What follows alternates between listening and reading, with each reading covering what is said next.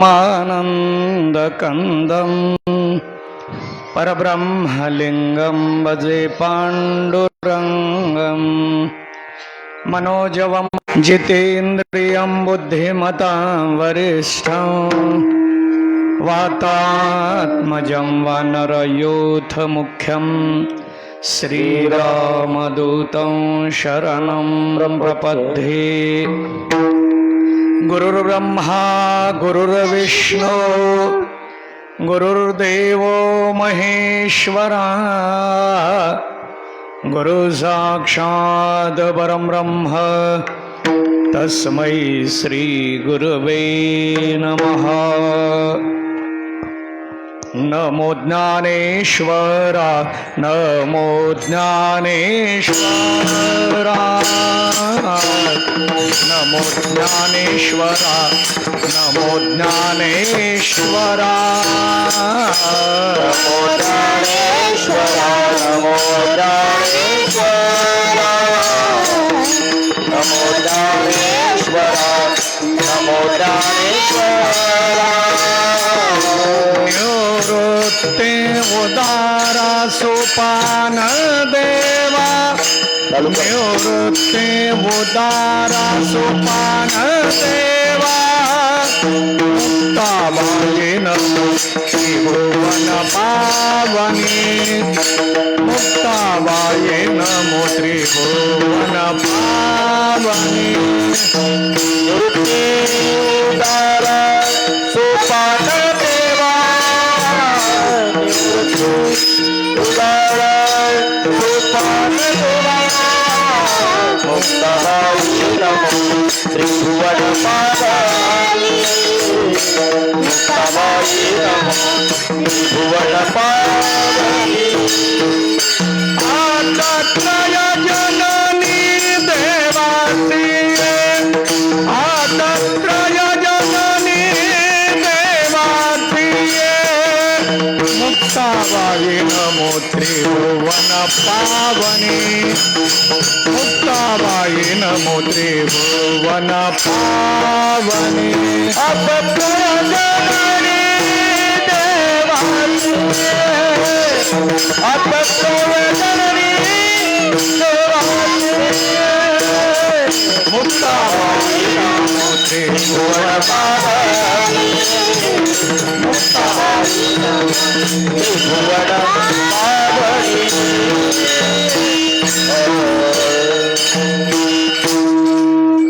सर्व सुख गोडी साही शास्त्रे निवडी रिकामा अर्धघडी राहू नको लटिका व्यवहार सर्व हा संसार वाया एरझार हरिवेल नाम मंत्र जप कोटी जाईल पाप रामकृष्णी संकल्प धरुनी राहे निजवृत्ती काढी सर्व माया तोडी इंद्रिया सवडी लपू नको तीर्थवृत्ती भाव धरी रे करुणा शांती दया पाहुना हरी करी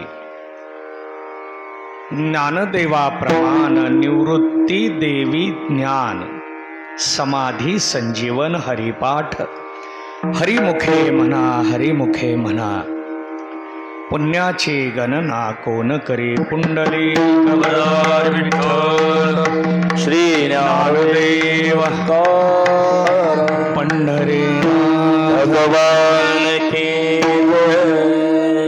पुरुषोत्तम मासाच्या निमित्ताने श्री संत सावता महाराज वारकरी मृदंग वादन प्रशिक्षण संस्था सोलापूर हरिपाठ परिवार जांभळे परिवार या सर्व संयोजकाच्या माध्यमातून अट्टहासाने एक महिना अधिक मासाचं औचित्य साधून या ठिकाणी या कार्यक्रमाचं आयोजन करण्यात आलं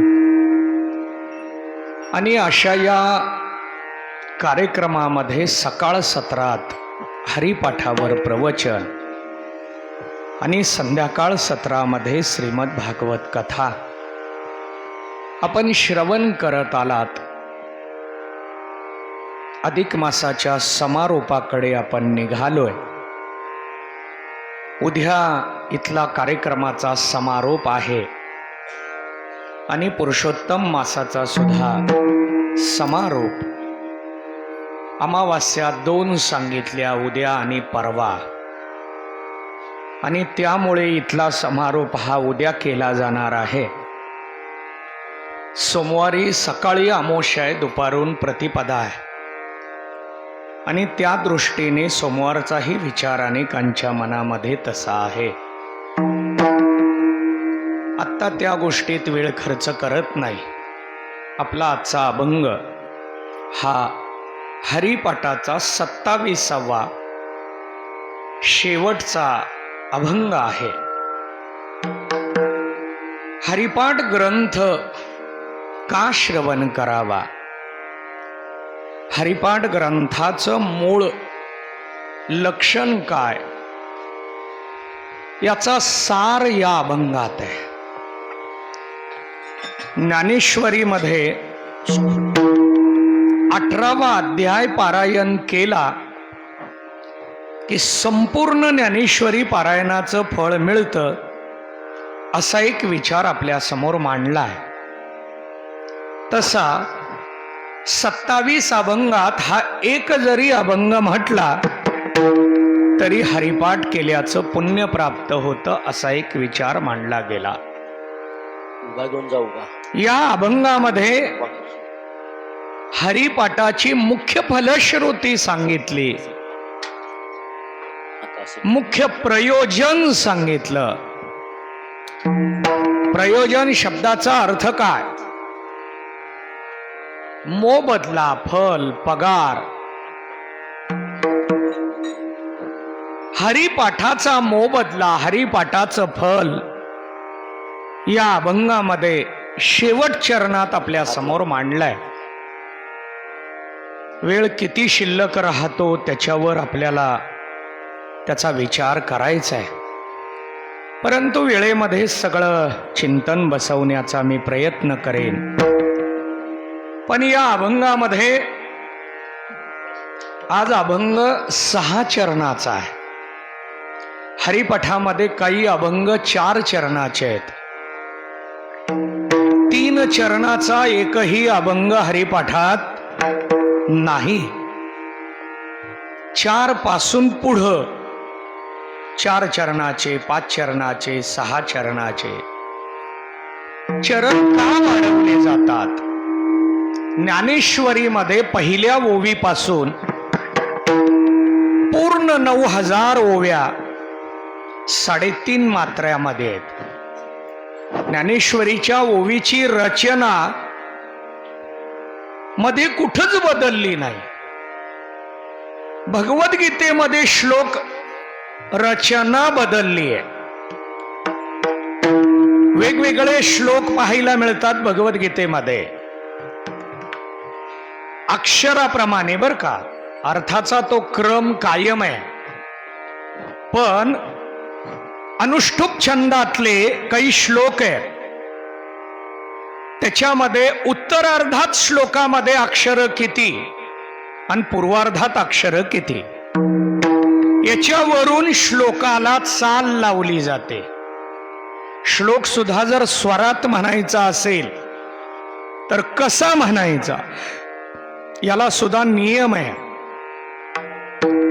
भगवद्गीता म्हणताना तसं ज्ञानेश्वरीला आपण पारायण करतो. पहिल्या ओवीपासून 18व्या अध्यायातल्या ज्ञानोबारायांनी लिहिलेल्या सगळ्या ओव्या, कारण 18व्या अध्यायात शेवटी एकनाथ महाराजांच्या ओव्या आहेत. आत्ता एकनाथ महाराजांच्या अवताराच्या अगोदर त्या नव्हत्या. एकनाथ महाराजांनी ज्या वेळेला ज्ञानेश्वरी प्रतिशुद्ध केली, ज्ञानेश्वरीतले चुकीचे शब्द बाजूला काढले. आपल्या सारख्याने म्हणताना काही शब्द घातलेले असतात बघा. आता अभंग म्हणताना सुद्धा काही जणाला तालात जर बसत नसेल तर आपले शब्द अभंगात घालतात काही लोक. लहानपण देगा देवा त्याचं शेवट चरण काय तुका म्हणे जान, व्हावे लहानाहुनी लहान. आता हे म्हणायला जड जातं, तुका म्हणे जान. जे नेहमीचे म्हणणारे आहेत त्यांना अवघड नाही, पण जे कधी तर भजनाला येतात त्यांना हे खूप अवघड आहे. मग काही मंडळींनी काय केलं, त्यात आपला शब्द घातला, तुका म्हणे बर्वे जान. बर्वे हा गाथ्यातला शब्द नाही, आपला घातलेला शब्द आहे. असं ज्ञानेश्वरीमध्ये सुद्धा काही जणांनी केलं. म्हणून ज्ञानोबरायांनी एकनाथ महाराजांना स्वप्नात जाऊन सांगितलं, तुम्ही ज्ञानेश्वरी प्रतिशुद्ध करा. एकनाथ महाराजांनी ज्ञानेश्वरीतले हे चुकीचे सगळे शब्द, काना, मात्रा, उकार सगळं बाजूला करत असताना ज्ञानेश्वरीच्या समारोपाला स्वतः काही ओव्या घातलेल्या आहेत. नमो ज्ञानेश्वरा निष्कलंका, जयाची वाचिता गीतेची टीका, ज्ञान होय लोका अति भाविका ग्रंथार्थिया. ही ओवी ज्ञानेश्वरीत आहे, 18व्या अध्यायाच्या शेवटी आहे, पण ज्ञानोबरायांनी लिहिली नाही. ह्या ओवीतली शब्दरचना मोठी आहे, 4 चरण आहेत, पण ज्ञानोबरायांच्या ओवीत 3.5 चरण आहेत. कुठलीही ओवी घ्या, माझं हृदय सद्गुरु जेने तारिलो हा संसार पुरू, म्हणोनी विशेषे अत्यादरू विवेकावरी. तस हरिपाठामध्ये सुद्धा अभंग रचना करत असताना ज्ञानोबरायांना 27च अभंग लिहावे असं का वाटलं? 27 अभंगाच्या पाठीमागची ज्ञानोबरायांची धारणा काय आहे? आपल्याकडे नक्षत्र सुद्धा 27 आहेत, पावसाळी नक्षत्र नाही. आता पावसाळी नक्षत्रावरनं चर्चा केली जाते. आता नक्षत्र हा पाऊस पडायला पाहिजे. पावसाळी नक्षत्राची चर्चा वेगळी, पंचांगातल्या नक्षत्राची चर्चा वेगळी. पंचांगामध्ये नक्षत्र असतात, राशीनुसार सांगितले जातात किंवा नक्षत्रावरून रास सांगितली जाते. हे 27 आहेत. त्यानुसार सुद्धा आपल्याला 27चा विचार करता येतो. हाच अर्थ आहे असं माझं म्हणणं नाही. पण 27 अभंगामध्ये ज्ञानोबरायांना काय सांगायचंय? एकच सांगायचंय, हरिमुखे म्हणा, हरिमुखे म्हणा. अभंग सांगितला की त्याचा अर्थ पाहायचा, आणि ज्ञानोबराय सांगतात या अर्थाला पाहून आता तुम्ही काय करायचंय? हरिमुखे म्हणा, हरिमुखे म्हणा. 4था अभंग पाहिला, काय करायचंय? हरिमुखे म्हणा. 10वा अभंग विचारात घेतला, अभंग विचारात घेऊन झालं, काय करायचंय? हरिमुखे म्हणा. 21वा अभंग पाहिला, अर्थ पाहिला, आता काय करायचंय? हरिमुखे म्हणा. 27वा अभंग पाहिला, आता काय करायचंय? हरिमुखे. फक्त हरी हरी हरी हरी हरी. म्हणून संप्रदायानं रामकृष्ण हरी हा बीज मंत्र दिला. आम्हाला सगळ्याला हा मंत्र दिलाय. रामकृष्ण हरी विठ्ठल केशवा, मंत्र हा जपावा. कुठल्या अभंगात आहे?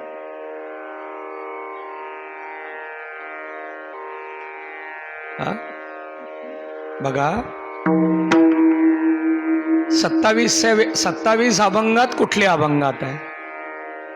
27 अभंगात नाही. हा, चला ठीक आहे.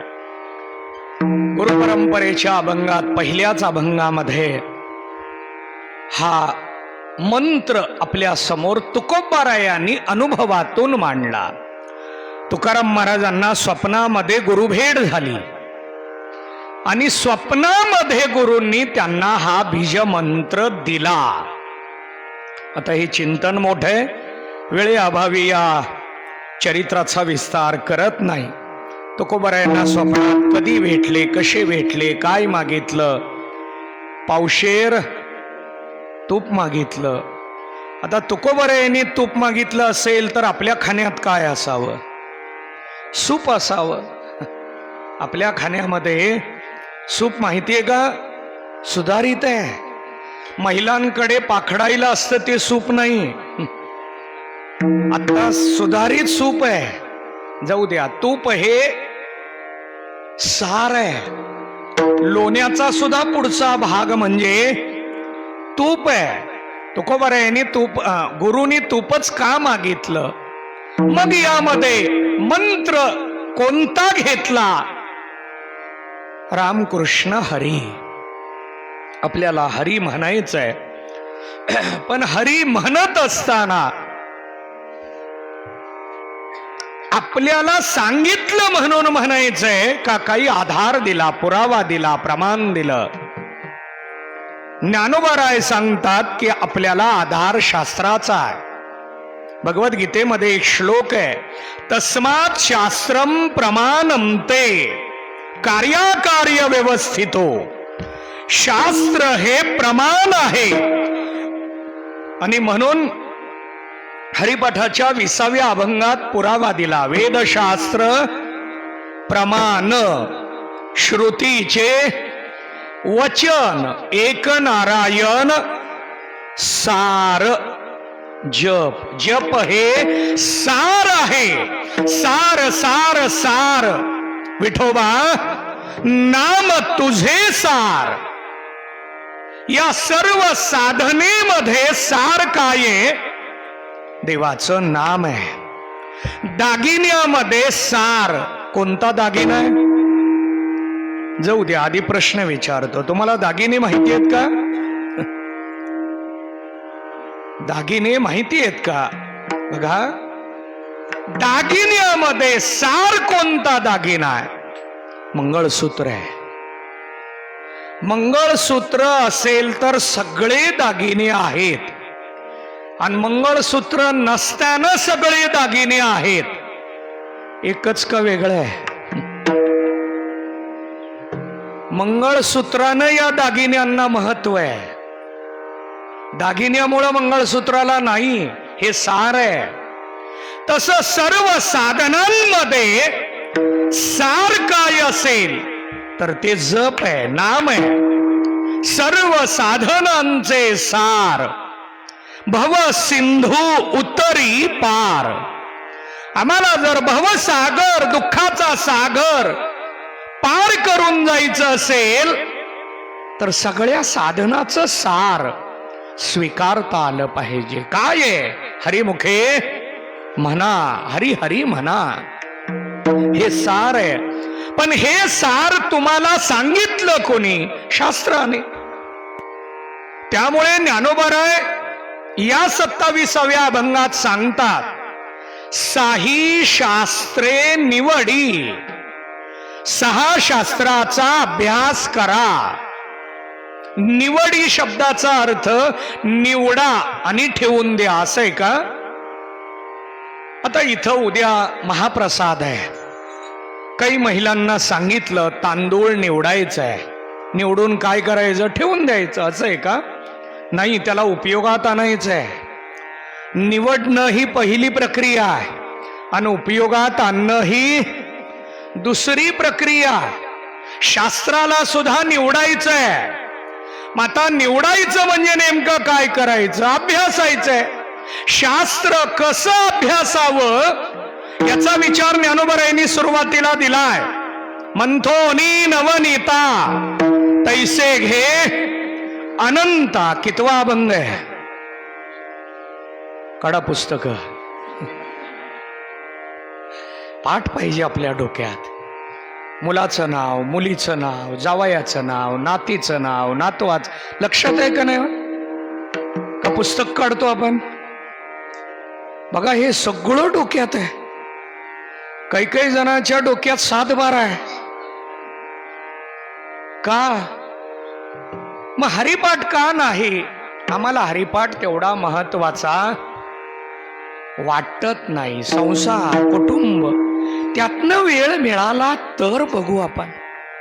बघा, अहो या हरिपाठाला निराळे वस्तीमध्ये आदरणीय बाबांनी त्रिकाल मांडलाय.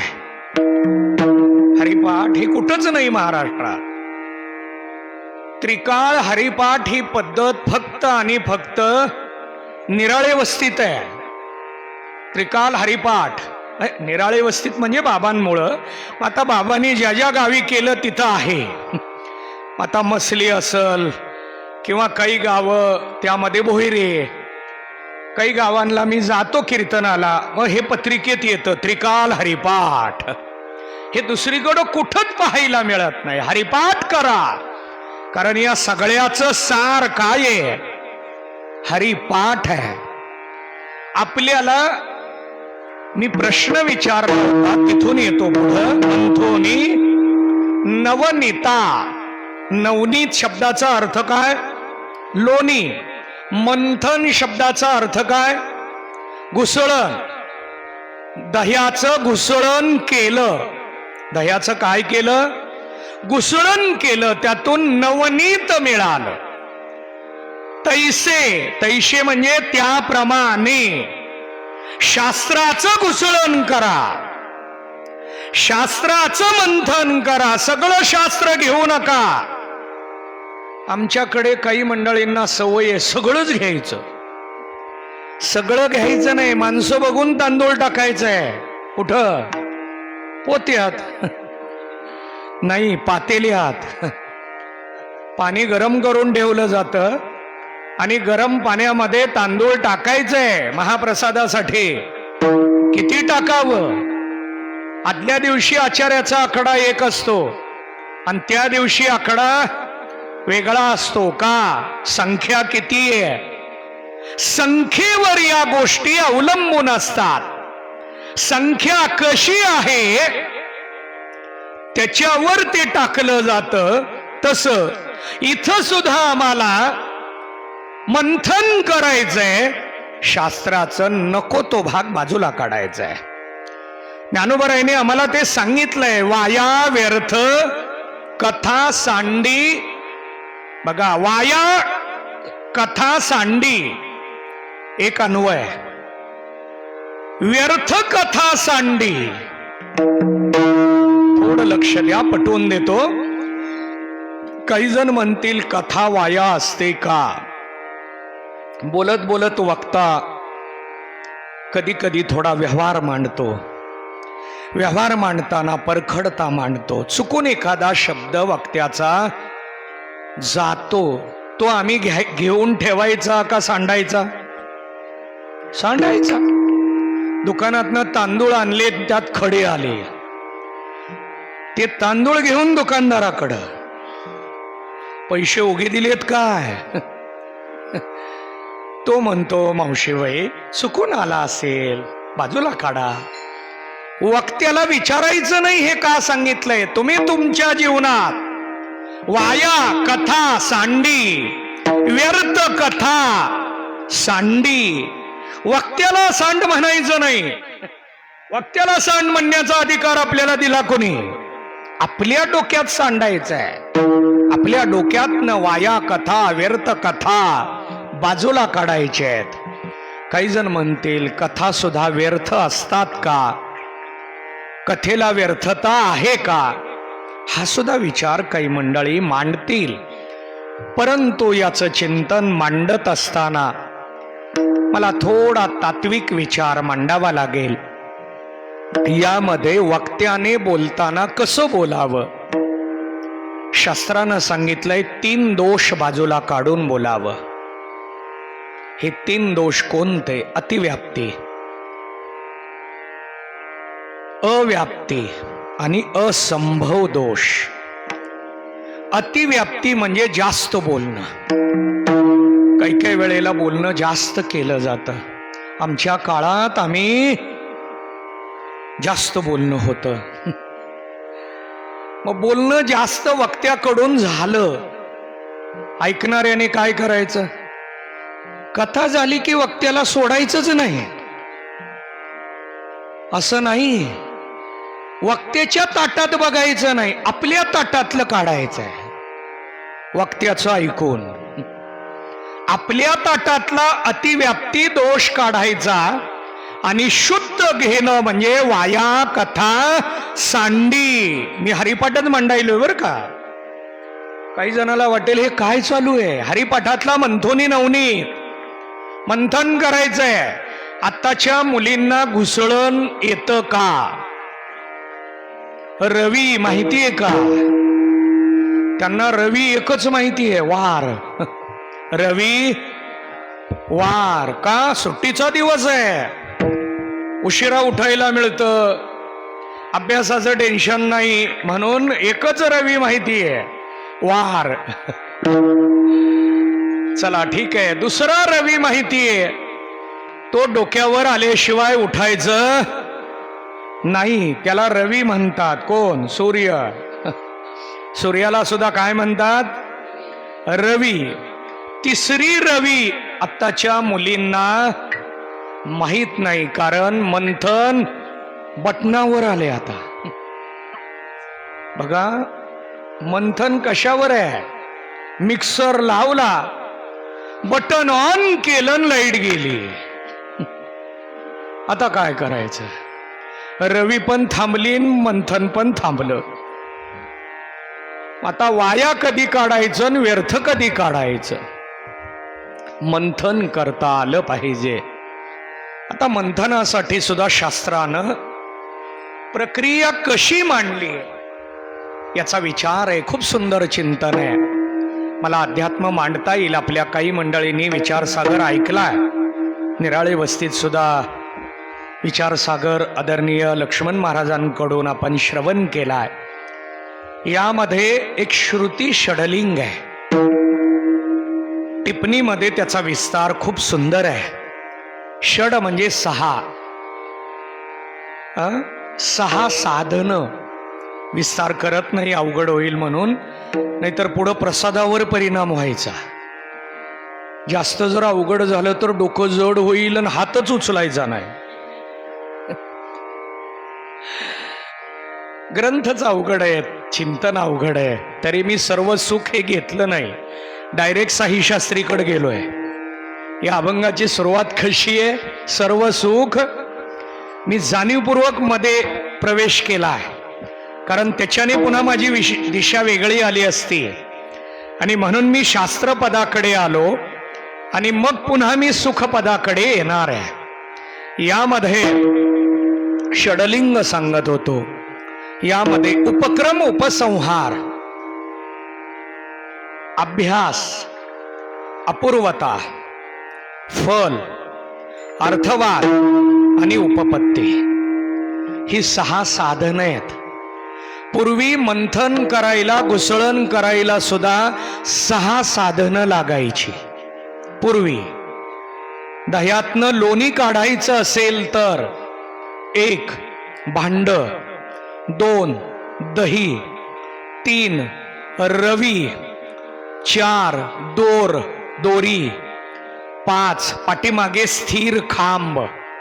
त्या स्थिर खांबाला दोरी घ्यायची, ती रवीला घ्यायची, आणि ती रवी घुसळणारा 1 6 असल्याशिवाय मंथन होत नाही. म्हणून शास्त्राने 6 साधनं सांगितली.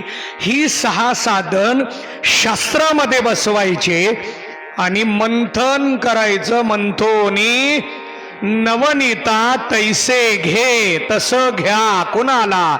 अनंता. म्हणजे सार फलाला, देवाला, नामाला, हरीला, अनंताला घ्या. ज्ञानोबाराय सांगतात, मग हे मंथन करायला साई शास्त्र निवडी. 27वा अभंग. आता हे 6 शास्त्र कोणते? मी जाता जाता परवा याची नावं सांगितलीत. 1 पूर्वमीमांसा, 2 उत्तरमीमांसा, 3 न्याय, 4 वैशेषिक, 5 योग आणि 6 सांख्य. आता हे कुणी कोणतं लिहिलं याचाही विस्तार आपल्या समोर आहे. पूर्वमीमांसा जैमिनींनी लिहिलं, उत्तरमीमांसा व्यासांनी लिहिलं, न्याय गौतमांनी लिहिलेला आहे, वैशेषिक कदांनी लिहिलेला आहे.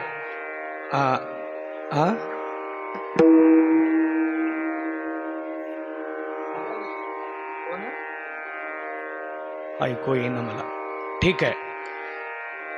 न्याय योग हा पतंजलीने लिहिला, सांख्य कपिलांनी लिहिला, कनादांनी लिहिलाय. कनाद. हा चला ठीक आहे. मी 6च्या 6 लेखक आपल्या समोर मांडले आणि त्यामध्ये या प्रत्येकाचं वर्णन आहे. 6 शास्त्र निवडायची आहेत. मग ही 6 शास्त्र कधी निवडावी, कशी निवडावी? आपण घरामध्ये सकाळच्या वेळेला तांदूळ, ज्वारी, गहू निवडायला घेऊन बसतो का सकाळ सकाळी? नाही. मग कधी बसतो? का?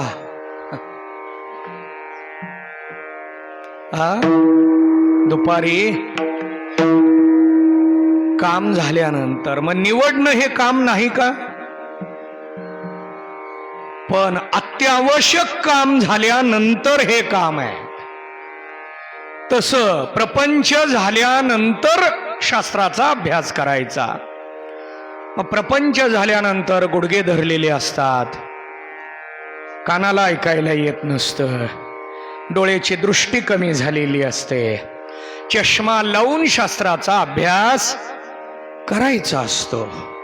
जाऊ द्या, यातला माझा विचार बाजूला काढा. पण प्रपंचातला वेळ काढायचा नाही, प्रपंच करायचंय, आसक्ती रहित करायचंय. आमचा प्रपंच कसा आहे? अहो, माणसं आत्ता सामूहिक भिंत सोडेनात. तुम्हाला भिंत माहिती आहे का? बघा, भिंतीमध्ये मूळ भिंत 4 इंचाची आहे. सामूहिक भिंतीत आपली जागा किती? 2 इंच. सोडतो का? तयार नाही आम्ही. इतकी आम्ही मनाने लहान आहोत. कधी शास्त्र चिंतनाकडे येणार, कधी शास्त्र अभ्यासाकडे येणार आपण? आणि म्हणून महिला सुद्धा घरासमोर सकाळच्या वेळेला झाडलोट, सकाळच्या वेळेला म्हणू का पहाटेच्या वेळेला म्हणू? बघा, उत्तर सुद्धा बदलायला लागलंय. जाऊ द्या, ठीक आहे. निराळे वस्तीप्रमाणे पहाट म्हणू आपण. अहो, मध्ये रामटाळी पहाटच निघायची 4ला. मी रामटाळीनं जागा व्हायचो. आमच्या भागामध्ये आली की त्याच्या आवाजानं जागा व्हायचो. पहाटेच्या वेळेला आपल्याकडं सडा, रांगोळी, आरती, तयारी. निराळे वस्तीत हे संस्कार जागे आहेत आणि म्हणून आपल्याला हा आनंद घेता येतो. 1 महिनाभर हा जो कार्यक्रम चालू आहे, यातला आनंद आपण सगळे घेतोय. या संस्काराच्या माध्यमातून हा आनंद आपण घेतोय. चला, माझं चिंतन चालू आहे 6 शास्त्र निवडी. मग 6 शास्त्र निवडायची आहेत. काही जण म्हणतील, कशाला शास्त्र निवडत बसायचं, हरिपाठ करू ना. आपल्याला जर सरळ सरळ सांगितलं हरिपाठ करा, करतो का कोणी? नाही. औषध अमेरिकेवरनं मागवलंय म्हटलं की 2 रुपयाची गोळी 200 रुपयाला घ्यायला तयार. गोळी आपल्यातलीच अमेरिकेला गेली आणि ती अमेरिकेच्या पॉकेटमध्ये आली. 2 रुपयाची गोळी आम्ही कितीला घेतली? 200 रुपयाला घेतली. परदेशातनं आले म्हटल्यानंतर. तसं आम्हाला जर आधी सांगितलं, हरिमुखे म्हणा, हरिमुखे म्हणा. महाराज काहीतरी सांगायला लागलेत, काय तर चांगलं सांगतील म्हणून आम्ही प्रवचनाला आलो आणि आमचं पहाटेची झाडलोटच काढायला लागली. काही जणाला वाटेल, या हरिभक्तीपरायण आमचे निवृत्ती मोरे महाराज तुकाराम मंदिर, अशोक चौक, त्यांची परंपरा सुद्धा खूप मोठी आहे, सेवाभावी परंपरा आहे. चला ठीक आहे, आपण चिंतन पाहतोय यामध्ये हरिमुखेच म्हणायचंय, पण हरिमुखे म्हणण्याच्या अगोदर काय करायचंय? 6 शास्त्र मग हरिमुखे. काही जण म्हणतील आम्हाला 6 शास्त्र सांगू नका, डायरेक्ट हरिमुखे सांगा, आम्ही तयार आहे. पण हरिमुखे कशासाठी? सर्व सुख गोडी, सर्व सुखाची ज्याला गोडी पाहिजे, सर्व सुखाची ज्याला प्राप्ती करून घ्यायची, सर्व सुखावर ज्याला आरूढ व्हायचंय, त्यानं हरिमुखे म्हणावं. तुम्हाला सुख माहितीये का? जाऊ दे, हरिपाठ माहितीये का असं विचारत नाही मी. सुख माहितीये का? बघा, सुखासाठी आम्ही काय काय करतो, काही करायची तयारी आहे, पण सुखाशी तडजोड नाही.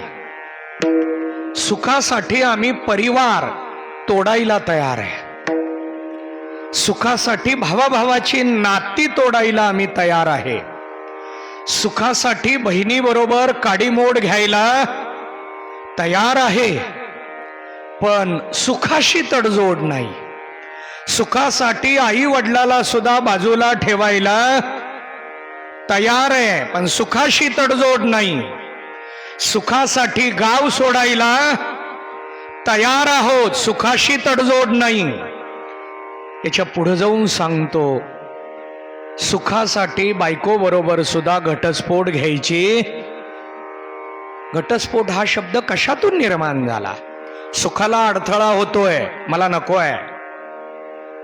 सुख मिळत असेल, मी ही सगळी नाती टिकवायला तयार आहे. ही धारणा आहे आपली प्रत्येकाची. आम्ही सगळ्या वस्तू स्वीकारतो सुखासाठी. आम्हाला मेडिकल मधल्या गोळ्या आवडतात का आयुर्वेदिक? का? आयुर्वेदिक सगळं कडू असतो. जिभेला सुद्धा सुख पाहिजे, जिभेला सुद्धा वाटतं कडवटपणाची औषधं नको, 2 दिवस उशिरा बरा हो, पण कडवट औषधं नको. जिभेलाही दुःख द्यायचं नाही, सुख मिळालं पाहिजे. आता थोडं पुढं घेऊन जातो, पण हे सुख आमचं कोणतं आहे?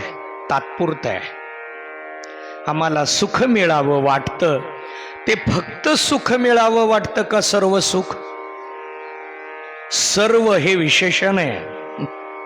आता तुम्हाला वाटेल सर्व म्हणजे अनेक, सर्व जणांनी प्रसादाला बसावं, सर्व म्हणजे अनेक. तसं सगळी सुख असा याचा अर्थ नाही. या सगळ्या सुखात श्रेष्ठ असा इथला अर्थ आहे.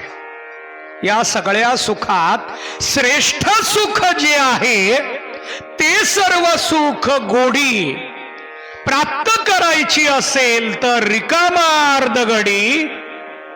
आता रिकामा राहू नको म्हणजे गप्प बसू नको. आपल्याला रिकाम बसायला आवडतं का काम करायला आवडतं? आता तर रिकाम बसलीये, जरा बसू द्या. एखाद्यानं जर फोन केला, जरा येताय का आमच्याकडं, का पंगत आहे उद्या, मग तांदूळ निवडायचंय, आता तर रिकाम बसलीये.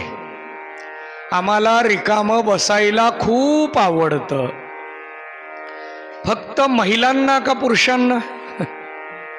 आता तर कामावरनं आलोय, थोडा रिकामा बसू दे. आल्या आल्या लगे साखर संपली, तेल संपलं, हे सांगू नको. पुरुषांना हे आवडतं.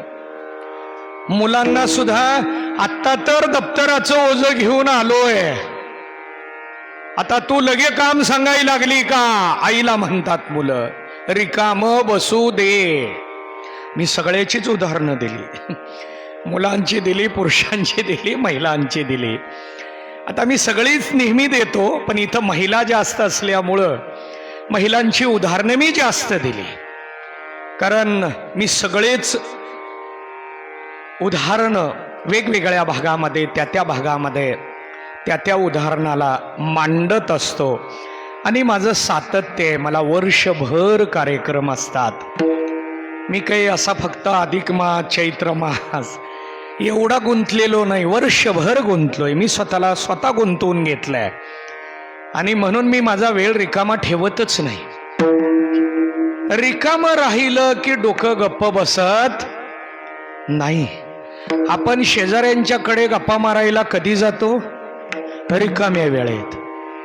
म्हणून ज्ञानोबा सांगतात, रिकामा अर्धघडी रिकामा राहू नको.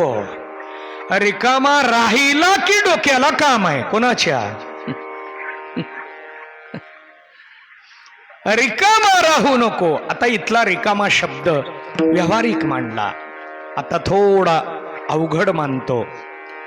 6 शास्त्राचा अभ्यास करण्यात व्यस्त रहा याच्यासाठी रिकामा शब्द आहे का हरिमुखे म्हणा म्हणण्यासाठी रिकामा शब्द आहे? पुन्हा सांगतो, थोडं लक्ष द्या.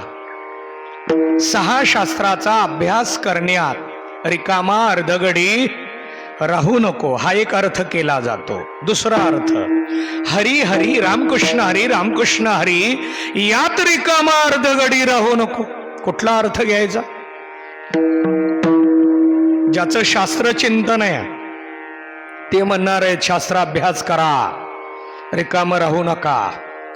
पण शास्त्र अभ्यास केल्यानंतर सुद्धा ज्ञानोबा काय सांगतात? हरिमुखे म्हणा, हरिमुखे म्हणा. म्हणजे ज्ञानोबा इथला रिकामा अर्धघडी शब्दाचा काय अर्थ मांडायचंय? हरिमुखे म्हणा यात रिकाम राहू नका. सदा नामस्मरण करा, अखंड नामस्मरण करा, अखंड सर्व सुख मिळेल. आम्हाला आनंद सकाळी पाहिजे का माध्यान्काळी? जाऊ दे, याच्या अगोदर एक दुसरा प्रश्न विचारतो, थोडं लक्ष द्या.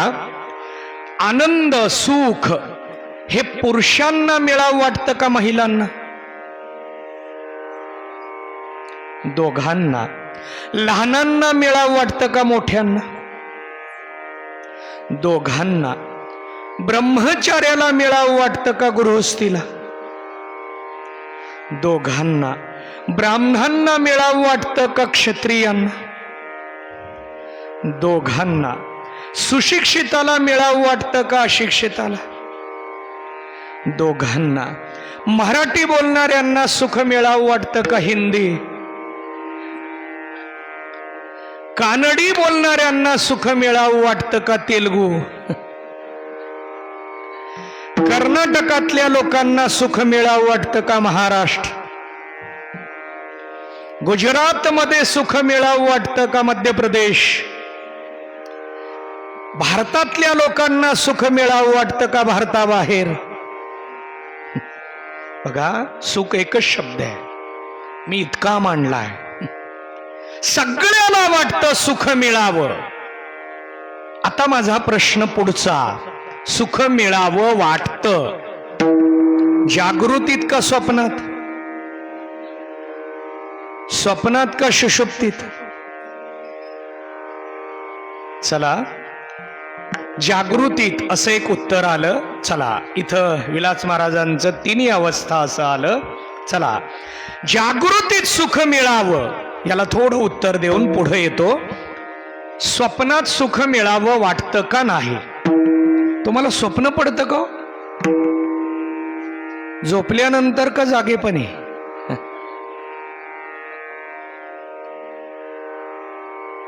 काही जण जागेपणी स्वप्न बघतात आणि कोट्यवधी रुपये खर्च करतात. स्वप्न आहे. स्वप्न कधी का बघेना, काय खोट आहे. स्वप्नीचे चेईले जाईल रया, ज्ञानोबा अभंग आहे. ज्ञानदेव म्हणे पाहता पाहिले, स्वप्नामध्ये सुखच मिळावं वाटतं. स्वप्नात लॉटरी लागावी वाटते का वाघ पाठीमागे लागावं? लॉटरी लागावी. म्हणजे स्वप्नात सुख व्हावं वाटतं का दुःख? सुख. जागृतीत सुख व्हावं वाटतं, स्वप्नात सुख व्हावं वाटतं. सुषुप्ती, झोपेतनं जर कोणी उठवलं चालतं का? किती गाढ झोपलो होतो, काही कळतं का नाही? आता हे मी लाईव्ह मुळे खूप साध्या शब्दात बोललोय. आवाज झोपेतनं उठलेल्याचा कसा असतो निराळे वस्तीच्या आवाजात सांगू का? चला ठीक आहे, माझ्या कानावर आहे म्हणून मला सांगायला सोपं जातं. चला ठीक आहे, यातला विनोद बाजूला काढा. पटावं म्हणून बोललो. तिन्ही अवस्थेत सुख मिळावं, माझा पुढचा मुद्दा आहे. आपल्या प्रत्येकाला सुख मिळावं वाटतं. बघा, सगळ्यांनी थोडं थोडं पुढं सरकून बसा. थोडी जागा मागच्या येणाऱ्याची काळजी करावी लागते. जी मंडळी उशिरा येतात त्यांची प्रपंचात गोडी जास्त आहे, मग त्यांना जागा नाही मिळाली इथं तर ती गोडी अजून कमी होईल. म्हणून उशिरा येणाऱ्यांसाठी आम्ही जागा करून द्यावी लागते. सरकून घ्या जरा जरा जरा जरा. उशिरा येणाऱ्या मंडळींना आपण थोडं थोडं सहकार्य केलं पाहिजे. उशिरा येणाऱ्यांसाठी आपण जरा काळजी जास्त करावी. संयोजकाचं कर्तव्य आहे. आता पहिल्या पंक्तीला सुद्धा पहिल्यांदा कुणाला बसवा? उशिरा येणाऱ्यांना बसवा. त्यांना लवकर घरी जायचंय, कामं असतात घरातली. असू द्या, चला. आपलं सुख हा शब्द चालू आहे. तिन्ही अवस्थेमध्ये सुख मिळावं, यामध्ये माझा पुढचा प्रश्न, सुख डोळ्याला मिळावं वाटतं का कानाला? वाचेला सुख मिळावं वाटतं का रसनेला? काही जण म्हणतील प्रत्येकाला वेगवेगळं आहे का? नक्की वेगळं आहे, पटवून देतो. एखाद्या पाहुण्याच्या घरी गेलो आपण की साध्यातला साधा पाहुणचार म्हणजे चहा. आपल्याला चहा यायला लागला की विचार करतो आपण, 43 डिग्री आहे, चहा नको. पण त्यांनी आग्रहानं द्यायला लागले, काय करा, अर्धा अर्धा करू. अगोदर मनाने ठरवलं 43 डिग्री आहे, अर्धा अर्धा करू. पण मन म्हणायला लागलं थोडं थांब, धीर धर, एवढ्या लवकर निर्णय घेऊ नको. काही काही जणांचे निर्णय इतके गतिशील असतात आणि मग पुढे निर्णयाला काही अडचण येते. मन सांगतं. चहा यायला लागला की डोळे पहिल्यांदा चहाच्या रंगाला बघतात. बघा, हे मी माझं सांगेना, सगळ्याच सांगायलोय. नाहीतर काही जण म्हणतील महाराजांचं निरीक्षण किती आहे. मी दृष्टांत बदलू पण शकतो. भाजी जी असते, डाळ, ती मांडू शकतो, काही नाही, कौशल्याचा भाग आहे हा वक्तृत्वातला. पण चहा लवकर पटतो म्हणून मी सांगायला लागलो. चहा आल्याबरोबर डोळे चहाच्या रंगाकडे जातात. विचार करायला लागतात, अर्धा करू का एक घेऊ? का? या घरातल्याचं लक्ष चहा दूध टाकताना नव्हतं.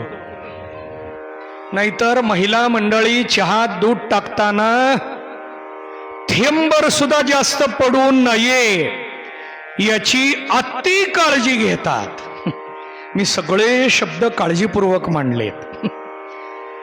चहा दूध पडूच देत नाहीत आपल्या बायका.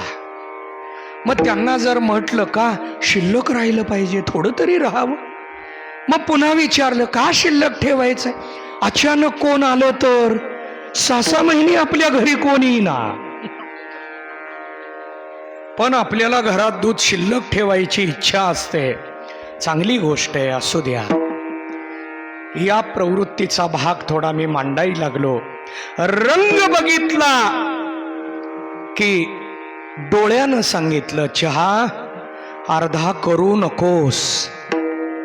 पण चहा घ्यायला सुरुवात केली की जिभेनं सांगितलं अर्धा केला असता तर बरं झालं असतं. बघा, जिभेला सुख झालं नाही, डोळ्याला झालं होतं.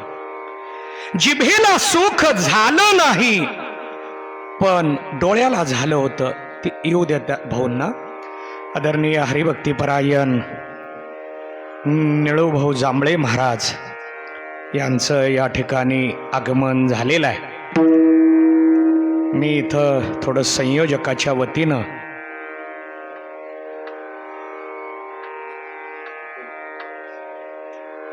त्यांचं स्वागत करतो. आदरणीय निळूभाऊंचा सेवेतला खूप मोठा भाग मी जवळून पाहतोय. अनेक गावामध्ये 7-7 दिवस राहून सप्ताह पारायण पाहणं, तिथलं सगळं त्या पद्धतीनं पाहणं. मध्ये सुद्धा ते आजारी पडल्यानंतर मी सांगितलं, आता मुलांवर सोपवा, पांडू महाराजाकडे सगळी जबाबदारी द्या. जबाबदारी दिली आहे, पण त्यातले बारकावे मात्र सोडू वाटत नाहीत. एक वयाचा भाग असतो, आयुष्यभर केलेलं असतं. मी पाहतोय आमचे बापू अजून सुद्धा काही गोष्टी मला सांगतात, हे असं झालं पाहिजे, हे असं झालं पाहिजे. हे जुन्या मंडळींचा तो एक भाव असतो परमार्थातला. आणि त्यामध्ये आदरणीय निळूभाऊ आहेत, अजून सुद्धा सायकलवरच बाहेर कुठेही. खरं तर ते सायकलवर आहेत म्हणून नीट आहेत, नाहीतर आम्ही आत्ता त्यांच्यापेक्षा मी खूप लहान आहे, पण शुगरनं ग्रासलोय का चालणंच माहीत नाही, व्यायामच नाही शरीराला. त्यांच्याकडं सायकल आहे, पण ते बऱ्या प्रमाणात सायकलमुळं शरीर नीट आहे, व्यवस्थित आहे. आत्ता आपल्या कुणाला काम नको वाटतं म्हणून आजार बळावतो. चला, आपलं चिंतन चालू होतं, त्यामध्ये सुख सांगत होतो मी. डोळ्याला रसनेला, यामध्ये रसनेनं सांगितलं चहा बरोबर झाला म्हणजे रसनेचं सुख मिळालं नाही. बघा, यात प्रत्येकाचे अभंग आहेत. डोळ्याला झालेलं सुख, आवडे हे रूप गोजिरे, सगुण पाहता लोचन सुखावले. लोचन म्हणजे डोळ्याला सुख झालं. तोहारे श्रीहरी पाहिला डोळे भरी, पाहता पाहणे दुरी सारोनिया. ज्ञानोबा सांगतात, मी डोळे भरून देवाला पाहिलं आणि म्हणून मला सुख झालं. हे डोळ्याचं सुख. मन भरून कथा ऐकली, मनाचं सुख. कान त्या ठिकाणी थांबले आणि योग्य चौकटीतनं श्रवण केलं, हे कानाचं सुख. ज्यांनी ग्रंथ श्रवण केलंय त्यांना कसलेही कार्यक्रम ऐकू वाटत नाहीत. ती मंडळी लगेच म्हणतात, बहुतेक वक्ता नवीन आहे.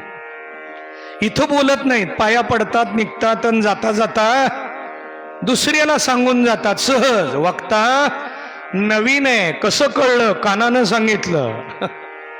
कानानं मनाला सांगितलं, मनाचं वाचेत आलं आणि वाचेनं दुसऱ्याला सांगितलं. बघा, मी या सगळ्या अवयवाचे सुख सांगायला लागलोय. सर्व सुख गोडी हा माझा अभंग चालू आहे.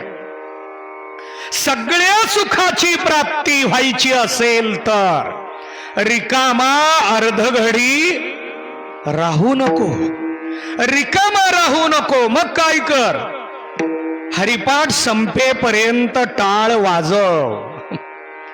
आपल्याला टाळ दिलाय, तो फक्त गळ्यात घेऊन उभा राहिला का वाजवायला? वाजवायला दिला. कधी?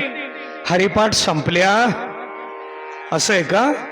नाही, हरिपाठ असताना टाळ वाजवावा. मग आपलं लक्ष हरिपाठाकडं का म्हणण्याकडं? काही जण म्हणायला लागले की टाळ बंद पडतो, आणि टाळ वाजवायला लागलं की म्हणणं का सातत्य नाही. एकच उत्तर आहे, ज्यांचं सातत्य सवय झाली की मग मात्र हात सुद्धा चालत राहतो. बघा, नवीन गाडी शिकणाऱ्याला क्लच कधी धरावा, गिअर कधी टाकावा, ब्रेक कधी, म्हणून नवीन मुलाचा ब्रेक मारण्यापेक्षा क्लोजच वाढतो. असं का? सातत्य नसतं. मला काय सांगायचंय, रिकामा अर्धघडी राहू नको. मग रिकामा राहू नको कुठं? ज्या व्यवहारात आहे तिथं रिकामा राहू नको. कोणता व्यवहार आहे? लटिका व्यवहार सर्व हा संसार. लटिका व्यवहार सर्व हा संसार. लटिका व्यवहार सर्व हा संसार. लटिका व्यवहार सर्व हा संसार. वाया येरणार हरिविना. वाया येरधार हरिविना. हरिमुखे म्हणा. हरिमुखे म्हणा. हरिमुखे म्हणा. हरिमुखे म्हणा. वाया हेरदार.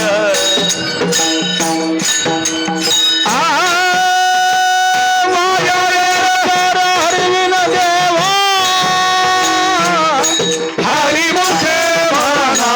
हरिमुखे म्हणा. हरिमुखे म्हणा. हरिमुखे म्हणा.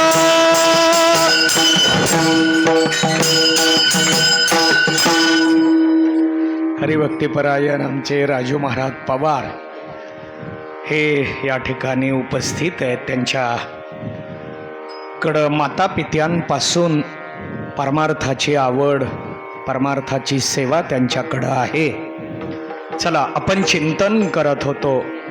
आपला जो विवेचनाचा अभंग आहे यातलं दुसरं चरण, लटिका व्यवहार सर्व हा संसार. आता थोडं अभंगातल्या या अक्षराकडे लक्ष द्या. लटिका शब्दाचा अर्थ लटका, खोटा.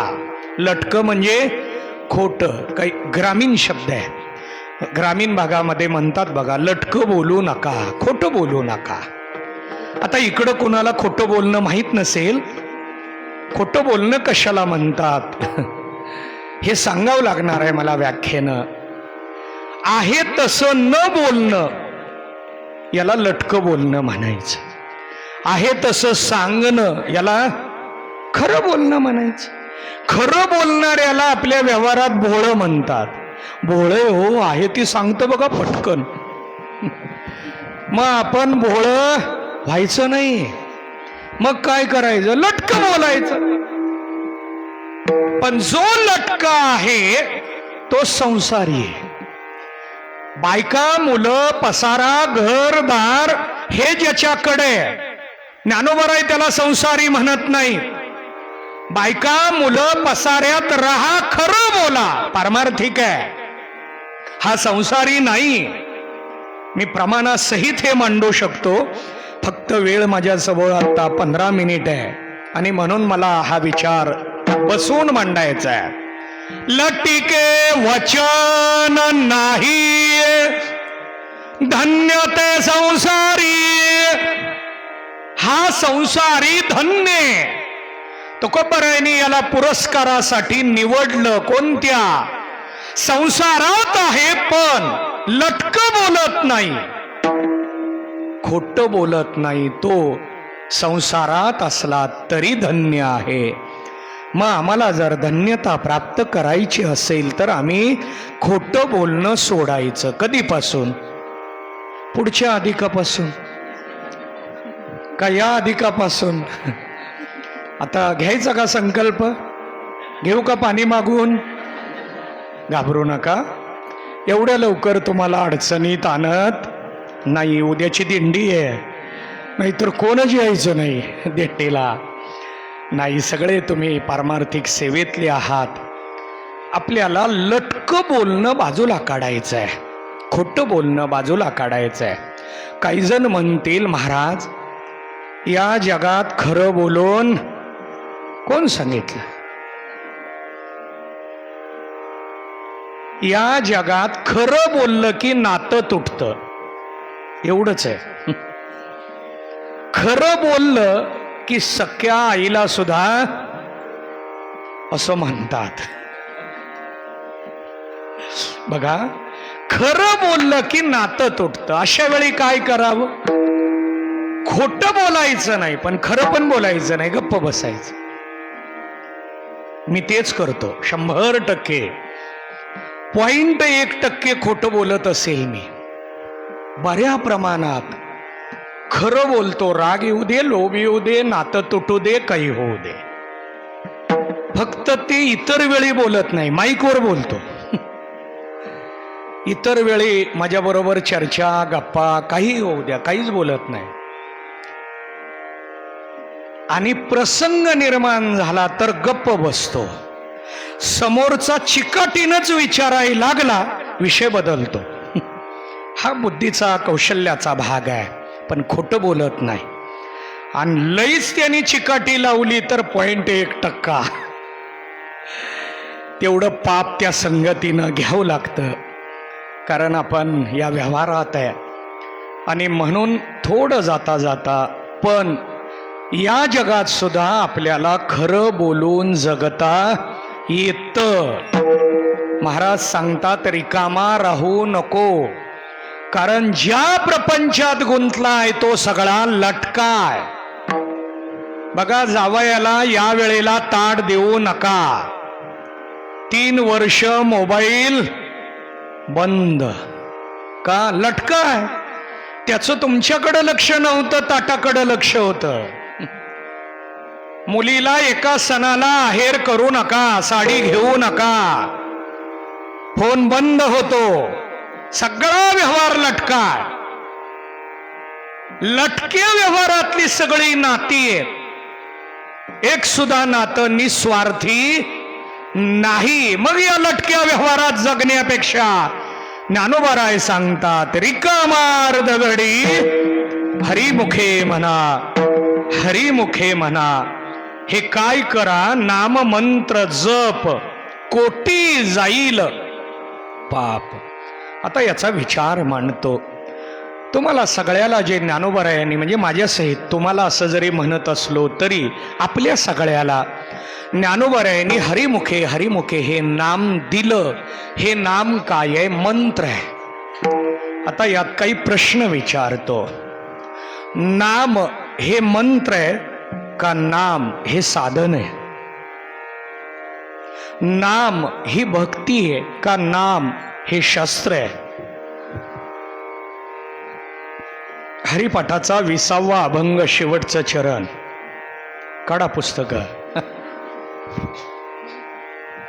ज्ञानदेवा मंत्र हरी नामाचे शस्त्र, यमे कुळ गोत्र वर्जीयले. या प्रमाणात मंत्र शब्द पण आहे आणि शस्त्र शब्द पण आहे. मग नाम शस्त्र आहे का नाम मंत्र आहे? शस्त्र म्हटलं की ठेवायचं कुठं? चाकू ठेवायला शस्त्र, त्याला ठेवायचं साधन असतं. तलवार कुठं ठेवावी, चाकू कुठं ठेवावा, बाण कुठं ठेवावा, तसं नाम शस्त्र कुठं ठेवावं? माझे कंठी राहो भले, कंठामध्ये ठेवावं. नाम जर कंठात ठेवलं तर काय होतं? कंठी धरिला कृष्णमणी अवघाजनी प्रकाश. हा आनंदाचा प्रकाश आहे. कंठात नाम असलं पाहिजे. महादेवाच्या कंठात नाम होतं. ज्या वेळेला समुद्र मंथन झालं, आता ते विस्ताराचं चरित्र आहे, आपण भागवत कथेमध्ये ऐकलं असेल. समुद्र मंथनाचा प्रसंग का निर्माण झाला? दुर्वासाने इंद्राला शाप दिला. इंद्राचं ऐश्वर्य गेलं. ते ऐश्वर्य पुन्हा पूर्ववत करण्यासाठी देव दानवांना पुढं केलं. मंथनाचं नियोजन झालं. मंदार पर्वताची रवी केली, वासुकी सर्पाची दोर केली. एकीकडं दानव, एकीकडं देव यांनी त्याला धरून मंथन सुरू केलं. त्यातून 14 रत्न बाहेर आली. सगळी सांगत नाही. त्यात एक रत्न होतं विष आणि एक होतं अमृत. सगळ्यांनी अमृत स्वीकारायचं ठरवलं, पण विष घ्यायचं कोणी? मग यांनी महादेवाला बोलावलं, विष घ्यायला सांगितलं. नेहमी कर्त्याला विष घ्यावं लागत असतं घरामध्ये. कर्ता पुरुष उगी राहत नाही, उगी वाढत नाही. कर्ता का असावा? विष घेण्यासाठी. त्यानं विष घेतलं म्हणून तर कुटुंब टिकलेलं असतं. हे कुटुंबाला आपण म्हणतो, काय योगदान आहे तुमचं? आतापर्यंत विष घेतलंय. आपल्याला जरी दिसलं नसलं तरी ते विष त्यानं घेतलेलं असतं. चला, महादेवाला विष दिलं. ते विष महादेवाने घेतलं. गळ्यातनं घशातनं खाली जाताना कंठातच राहिलं, कारण महादेवाच्या कंठात नाम होतं. त्या नामामुळे ते विष खाली गेलं नाही. जिथं विष असतं तिथली बाहेरची त्वचा कशी होते? निळी काळी होते. म्हणून देवाला एक नाव आलं, नीलकंठ. महादेवाला हे नाव या प्रयोगातनं आलंय. मग देवाला कंठामध्ये हे विष थांबवता आलं का? कंठात नाम आहे. माझा प्रश्न होता, हे नाम शस्त्र आहे का नाम मंत्र आहे? नाम साधन आहे का नाम सेवा आहे? 4 प्रश्न, 4 मुद्दे दिलेत मी, पर्याय दिलेत. आता काही जणाला सांगितलं नाम साधन आहे, काही जणाला सांगितलं नाम शस्त्र आहे, काही जणाला सांगितलं नाम मंत्र आहे, आणि काही जणाला सांगितलं नाम सेवा आहे. नाम ही खऱ्या अर्थानं सेवा आहे. आणि ती डोळ्याकडून घडते, कानाकडून घडते, वाचेकडून घडते, रसनेकडून घडते. सगळ्या इंद्रियाकडून नामस्मरण झालं पाहिजे. त्यावेळेला सर्व सुख. आपण सर्व सुखाला जायचंय, पण तिथं जाण्यासाठी नाम मंत्र जप. रामकृष्णी संकल्प धरुनी राहे, हा संकल्प करा. बघा, नेमका शेवटचा अभंग आहे संकल्पाचा. हरिमुखे मनाचा संकल्प करा. कधी? या अधिकात. पुढच्या अधिकापर्यंत कोटी जप करे. आता इथं कोटी शब्द पापाकडे न्यायचा का कोटी शब्द जपाकडे न्यायचा? बघा, मी चरण पुन्हा वाचू का? नाम मंत्र जप कोटी जाईल पाप. कोटी झाल्यावर स्वल्पविराम द्यायचा का कोटीच्या अगोदर स्वल्पविराम? झाल्यावर दिला तर कोटी जप. पाप जातील. अहो, पाप जातील यात नवल नाही. दोष जाऊन शुद्धता प्राप्त होऊन आनंदावर सर्व सुखावर आरूढ होऊ कोटी जप. आता कोटी जपाचा विचार श्रीमद भागवतामध्ये 13 कोटी जपाचं लक्षण मांडलंय. 1 कोटीला फल काय, 2 कोटीला फल काय? हे पैसे नव्हे बरं का. 1 कोटी दिले की वस्तू घेऊन या, नाही. इथं जपाची संख्या कोटी आहे. खरं तर नामस्मरण हे मोजून घ्यायचं असतं का? अखंड घेत राहावं. कारण आपण मागच्या अभंगात पाहिलंय, धरोनी श्री हरी अंतरी माळ मौन जप माळ. बघा, मी चरण चुकली नाहीत, अर्थाने पुढं मागं केलेत. अंतरी माळ, माळ अंतरात असावी. माळ हातात नाही, सुरुवातीला हातात असावी. सुरुवातीला हातात असावी. बघा, सुरुवातीला स्वयंपाक करताना भाकरी भाजायची आहे. शिकणं चालू आहे भाजण्याचं. सगळं लक्ष तव्याकडं, भाकरीला लावणाऱ्या त्या पाण्याकडं. आणि आता मोबाईलवर बोलत बोलत. आता जास्त लक्ष द्यावं लागतं का? लक्ष दिलं नाही म्हणून भाजतं का?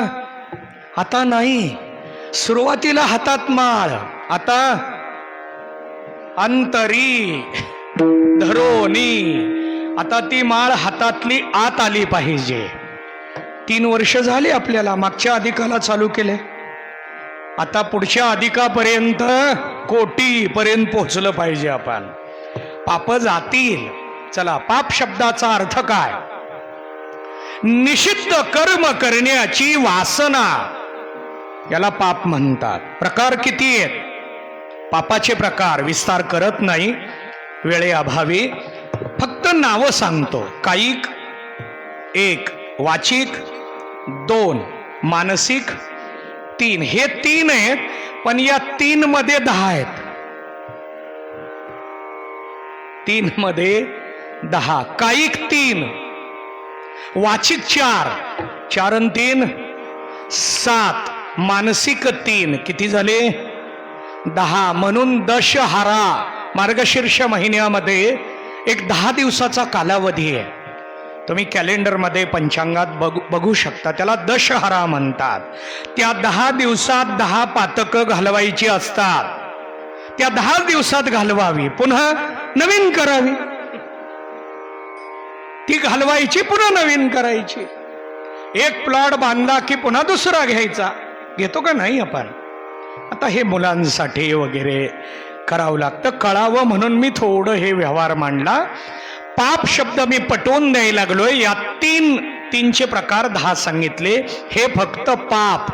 आता याचे प्रकार मांडतो. पाप 1, उपपाप 2, अतिपाप 3, महापाप 4 प्रकार आहेत. यात महापापात 5 प्रकार आहेत. आता हे प्रकार शास्त्रानं काढले नाहीत, आपल्या वागण्यावरून काढलेत. आपलं वागणं कसं आहे? हरिपाठात वेगळं आहे, आणि हरिपाठातनं बाहेर गेल्यावर, मी वाक्य अर्धवट ठेवले बरं का, पूर्ण केलं नाही. पापे जाईल कधी? रामकृष्णी संकल्प धरुनी राहे.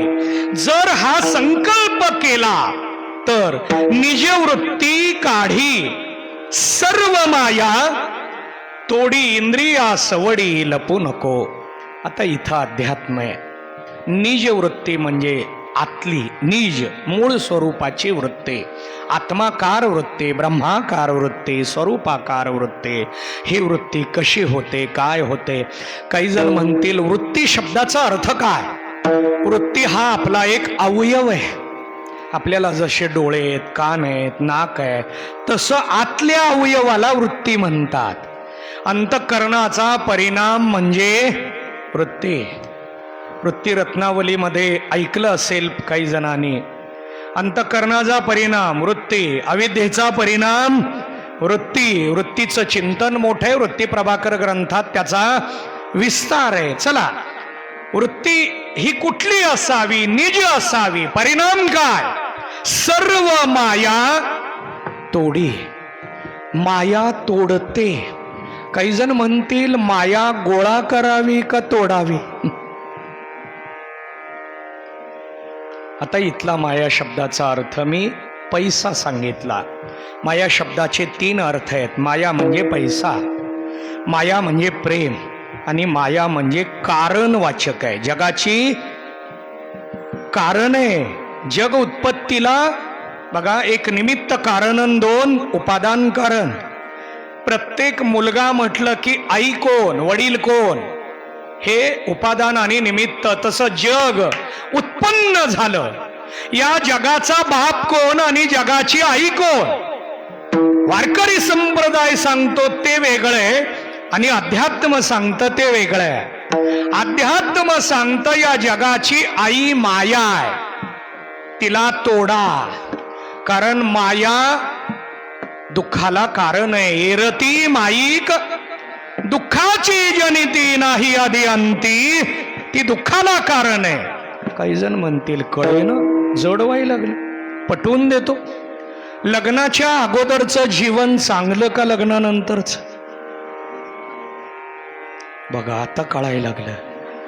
आत्तापर्यंत सांगितलेलं सगळं जड झालं. अगोदरचं चांगलं का? माया नव्हती. माया आली की पहिलं काम करते, घरातल्या नात्यात संभ्रम करते. आल्या आल्या नाती तोडत नाही ती. तिची क्रिया खूप बारीक आहे. पहिल्या महिन्यात ती घरातल्याचे स्वभाव ओळखते. दुसऱ्या महिन्यात कोण शांत आहे आणि कोण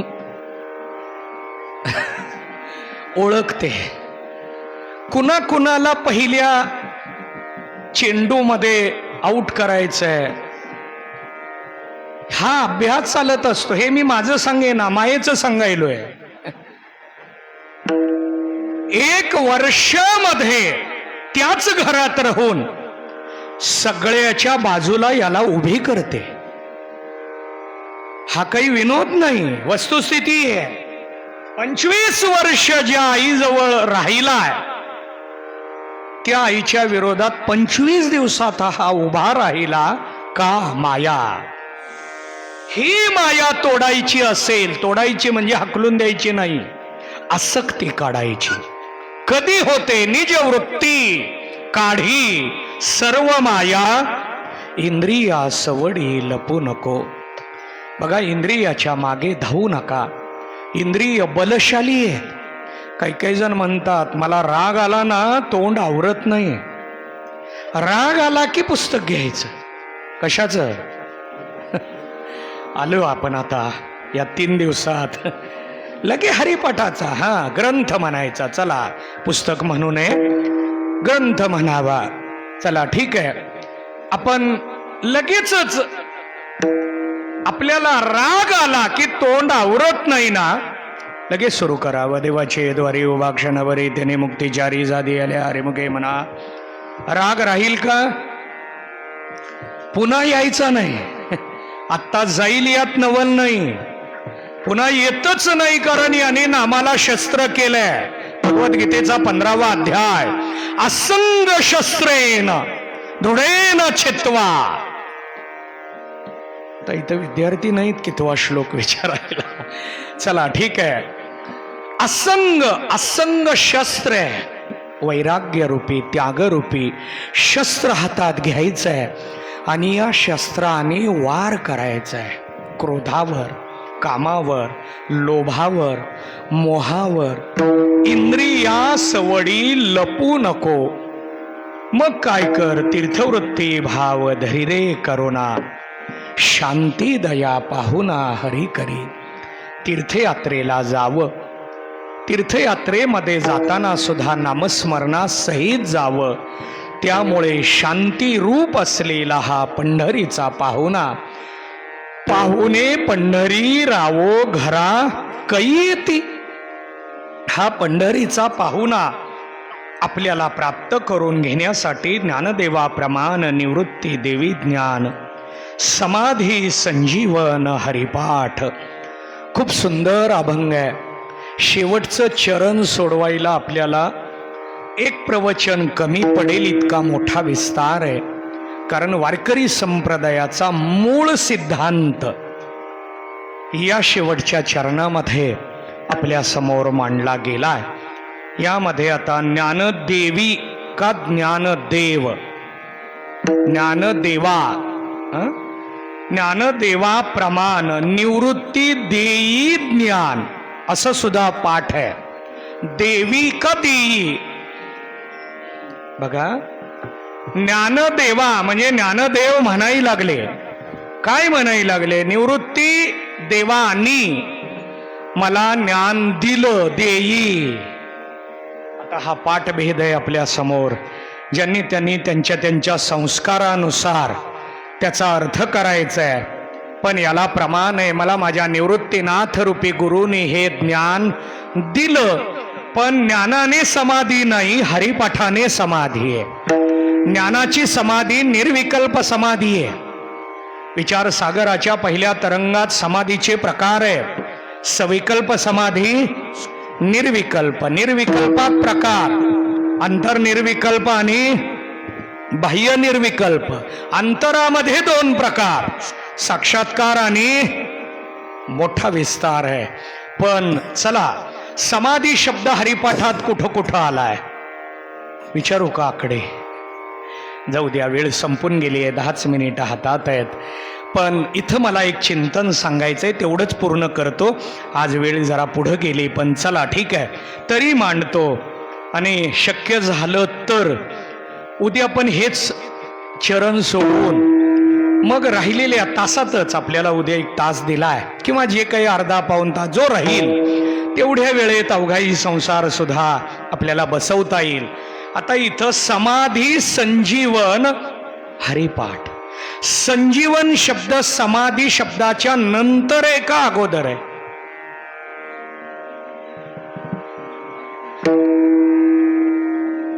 बघा, समाधीच्या नंतर अभंगात आहे, बरोबर आहे.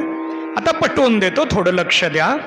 हा संजीवन शब्द जर अगोदर आला तर याचा उच्चार काय होतो? संजीवन समाधी, जिवंतपणी घेतलेली समाधी. काही काही ठिकाणी बोर्ड असतात, महाराज ही समाधी संजीवन आहे, महाराज ही समाधी संजीवन आहे, जिवंतपणी घेतलेली समाधी. एक अर्थ.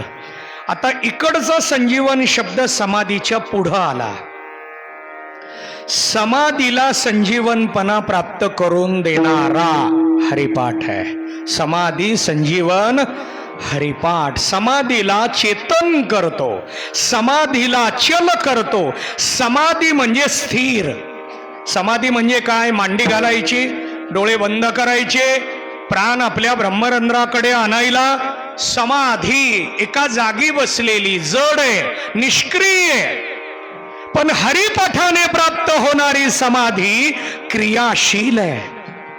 हा वारकरी उड्या मारत हरिपाठ करतो. गायनाचे उडे आपुलिया छंदे, मनाची आनंदे आवडीने. ही समाधी कशाने प्राप्त होते? हरिपाठाने. म्हणून सगळ्यांनी काय करावं? हरिमुखे म्हणा, हरिमुखे म्हणा. पुण्याची गणना कोण करी. पुंडलिक वरदा श्री ज्ञानदेव.